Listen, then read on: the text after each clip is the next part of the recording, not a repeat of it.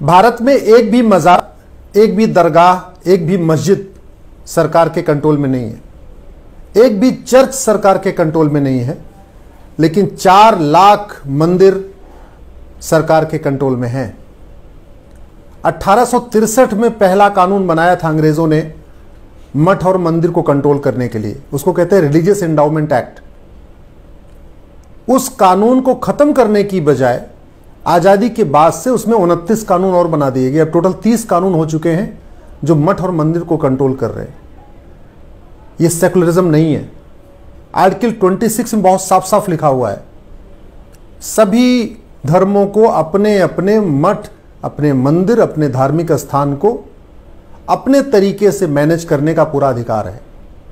वो उसमें केवल माइनॉरिटीज को, केवल मुस्लिम्स को अधिकार नहीं मिला हुआ है। आर्टिकल 26 को ध्यान से पढ़िए, वो सबके लिए बना हुआ है, सब पर लागू होता है। हमारे देश में संविधान में जो अधिकार माइनॉरिटी को है वो मेजॉरिटी को भी है। इसका माइनॉरिटी का मतलब ये नहीं हुआ कि माइनॉरिटी को अधिकार रहेगा वो मेजॉरिटी को नहीं मिलेगा। आर्टिकल 14 का मतलब सब समान है, आर्टिकल 15 का मतलब भेदभाव नहीं होगा। और सबसे बड़ी बात ये, हमारे संविधान में लिखा हुआ है कि जो टैक्स लिया जाएगा, जो पैसा लिया जाएगा, न उसमें किसी का धर्म देखा जाएगा, न खर्च करते समय मजहब देखा जाएगा। एकदम उल्टा हो रहा है। हिंदुओं के मंदिरों से उनका चढ़ावा लिया जा रहा है, धर्म के आधार पर टैक्स लिया जा रहा है और मजहब देख के टैक्स खर्च किया जा रहा है। संविधान की शपथ लेके जो संविधान की धज्जियां उड़ाई जा रही हैं, इसी को हमने सुप्रीम कोर्ट में चैलेंज किया है।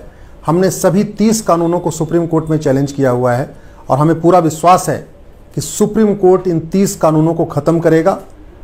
या तो मठ और मंदिर, एक भी कोई भी धार्मिक स्थान सरकार के कंट्रोल में नहीं होना चाहिए, और यदि करना भी है एक यूनिफॉर्म एंडाउमेंट कोड बने, सेंट्रल गवर्नमेंट एक यूनिफॉर्म एंडाउमेंट कोड बनाए जो मज़ार पे भी लागू हो, दरगाह पे भी लागू हो, मस्जिद पे भी लागू हो, चर्च पे भी लागू हो, गुरुद्वारा पे भी लागू हो और मंदिर पे भी लागू हो।